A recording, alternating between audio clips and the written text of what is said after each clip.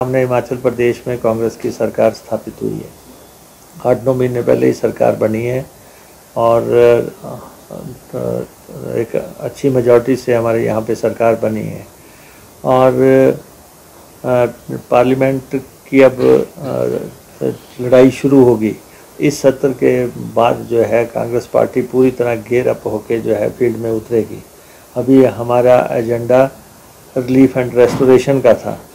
अभी हमारा एजेंडा जो है प्रदेश को वित्तीय ट्रैक पे लाने का था और गारंटियाँ जो हैं वो पूरी करना हमारी वचनबद्धता है। वो उसमें इनको कोई फ़ायदा नहीं होगा क्योंकि अब हमारी सरकार ने आपके सामने ओपीएस को लागू कर दिया और ओपीएस को लागू करने के बदले सेंटर ने हमारे जो है कर्जे की लिमिट घटा दी। ये कि आप जो स्टेट्स ओपीएस लागू करेंगी उनको हम वित्तीय मददें नहीं देंगे। केंद्र सरकार का रवैया जो है पूरी तरह ओपीएस विरोधी है। स्टेट भाजपा सरकार थी तो उनका तो था ही, लेकिन सेंटर भी जो है लगातार इसी ढंग से बिहेव कर रहा है और हमने चयन आयोग आपके सामने था जिसमें बहुत भारी धांधलियाँ हुई, भ्रष्टाचार हुआ, यूथ के साथ खिलवाड़ हुआ और वो तो मामला है कि उसको भंग करने की राजनीतिक इच्छा शक्ति दिखाई, लेकिन अब हमने राज्य चयन आयोग स्थापित कर दिया है। कुछ बहुत ही चंद समय में हम राज्य चयन आयोग को स्थापित कर देंगे हमीरपुर में। कल कैबिनेट ने फैसला कर दिया और उसका जो किस ढंग से उसको स्ट्रक्चर करना वो भी तय कर दिया गया और उसके बाद हमारा वायदा था कि प्रदेश में प्रशासनिक ट्रिब्यूनल बहाल करेंगे। उसको बहाल करने का भी हमने फैसला कर दिया है कि कर्मचारियों को के साथ जो हमारे वायदे थे। तो कल ही हमने एसएमसी को जो है जो 2000 रुपया बढ़ाया है और हम एसएमसी को पक्का करने के लिए भी वचनबद्ध हैं। ऐसा नहीं है ये, लेकिन अभी हमने कहा था कि हम 2000 बढ़ाएंगे तो हमने वो बढ़ा दिया, कैबिनेट में फैसला कर दिया। इसी ढंग से कल आपने देखा होगा कि दूसरे शिक्षक जो हैं उनके भी 2000 रुपये बढ़ाने थे, उनके भी बढ़ाए गए और जिनके साथ वायदे किए हैं, जो वायदे किए हैं उनको हम अमली जामा पहना रहे हैं।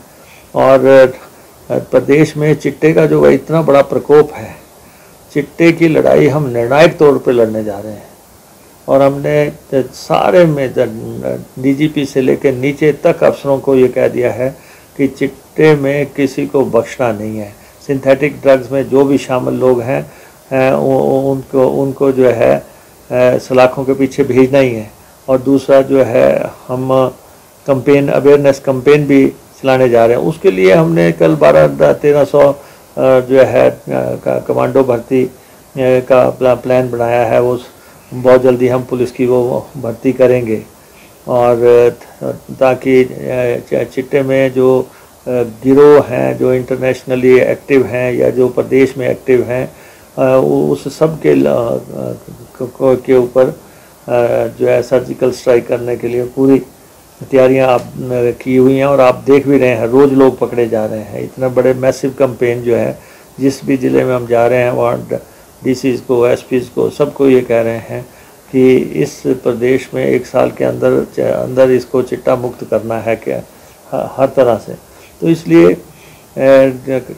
जो सोशल कैंपेन चलानी है उसके लिए भी हम तैयारी कर रहे हैं।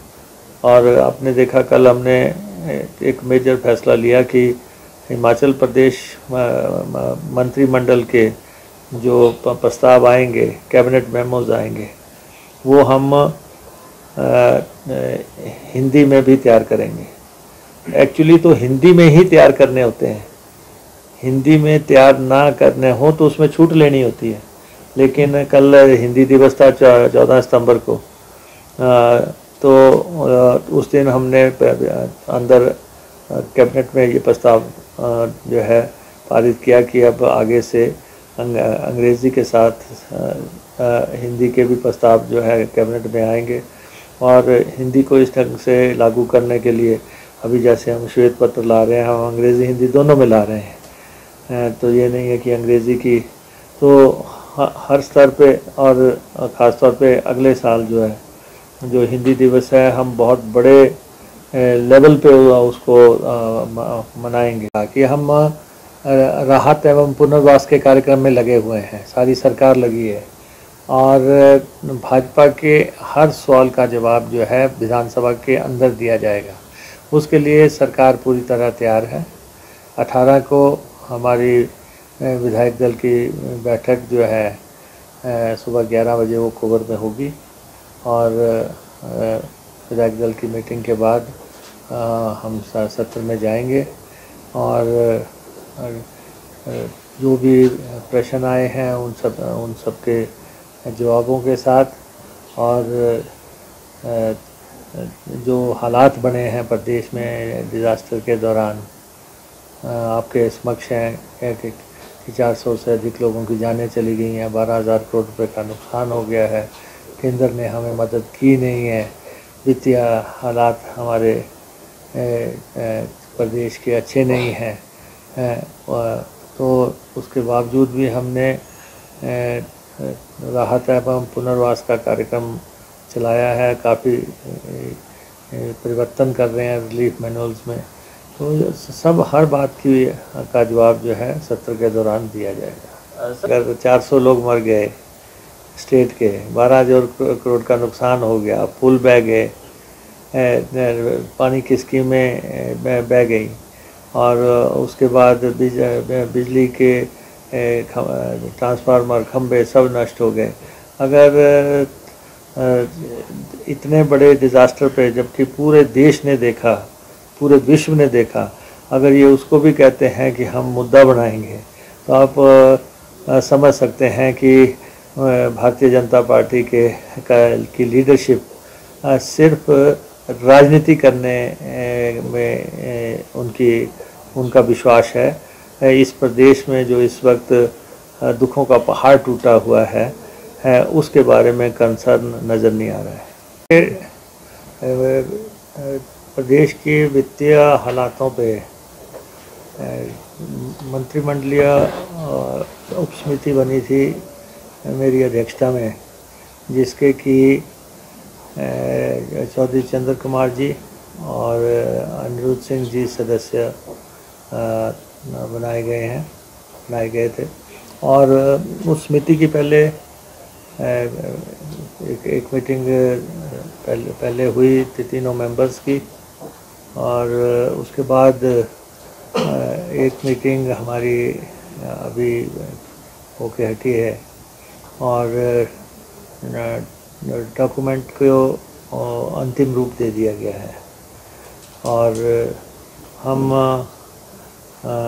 ये डॉक्यूमेंट सत्र से पहले जो है मुख्यमंत्री को सौंप देंगे और पिछले 5 साल के दौरान जो वित्तीय स्थिति कहाँ से चली, कहाँ पे पहुंची, वो सारा सफ़रनामा जो है इसमें लिख दिया गया है और अब इसको फाइनलिटी के बाद इसकी पब्लिकेशन हो जाएगी और बहुत अंग्रेज़ी हिंदी में इसका डॉक्यूमेंट तैयार हो जाएगा और उसके बाद जो सत्र आ रहा है उसमें ये सबके समक्ष जो है स्थिति रख दी जाएगी। डॉक्यूमेंट बहुत जल्दी आपके सामने में आने वाला है नेक्स्ट 48-72 आवर्स में, तो उसमें सारी बातें आपके समक्ष आ जाएंगी कि प्रदेश में बीते 5 साल में क्या क्या हुआ और किस ढंग से वित्तीय प्रबंधन हुआ, वो सारी बातें, क्योंकि ये एक सीक्रेट डॉक्यूमेंट है और इस डॉक्यूमेंट की गोपनीयता तब तक कायम रहेगी जब तक हम इसको सौंप नहीं देते क्या सर इसकी ये हाउस में ये उसके आगे का फैसला जो है मुख्यमंत्री को करना है। हमने डॉक्यूमेंट को फाइनलिटी दे दी है और पूरी तरह जो है डॉक्यूमेंट जो है प्रेजेंट होने के लिए तैयार है। और जो हमने वायदा विधानसभा में किया था कि हम डॉक्यूमेंट रखेंगे वित्तीय स्थिति पे, उसकी तैयारी पूरी हो चुकी है। प्रदेश सरकार के जो प्रयास हैं या कोई दूसरी बातें हैं, ये सब अभी मैं किंतु परंतु पे कोई बात नहीं करना चाहता, क्योंकि as a chairman of the committee हमें इसकी जो है सेंसिटिविटी बनाए रखनी है। तो ये आपके सामने है कि आज उसकी चौथी और अंतिम बैठक हो गई। सर एक आपके समक्ष आ जाएंगी जब आप डॉक्यूमेंट को पढ़ेंगे।